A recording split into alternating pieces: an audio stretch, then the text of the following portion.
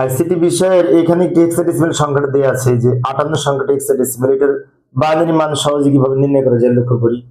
প্রথমে এই যে 58 লিখে নিলাম।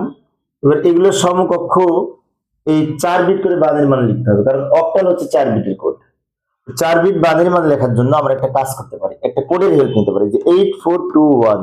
এখানে 1 এর দ্বিগুণ 2, 2 এর দ্বিগুণ 4, 4 এর দ্বিগুণ 8। এইভাবে আমরা এই কোড ধরে যদি 5 এর মান বের করি, কোনটা কোনটা যোগ করে 5 সেটা দেখতে হবে। এই যে 4 আর 1 যোগ করে 5, 4 এর নিচে 1 আর এই 1 এর নিচে 1, 4 আর 1 যোগ করে 5, তাই ওই দুইটার নিচে 1, বাকিগুলো শূন্য। এটা 5 এর বাইনারি 5 এর নিচে লিখবো। 8 এর বাইনারি কত হবে? তাহলে 8 সরাসরি আছে, কিন্তু 8 যেখানে আছে সেখানে 1, বাকিগুলি শূন্য। 8 যেখানে আছে সেখানে 1, বাকিগুলি শূন্য। এটা হচ্ছে 8 এর বাইনারি। এবার একসাথে লিখবো, এটা লিখলাম, এটা লিখলাম, ব্র্যাকেট দিয়ে ভিত্তি হিসেবে 2 লিখবো, কারণ বাইনারি সংখ্যার বেজ হচ্ছে 2।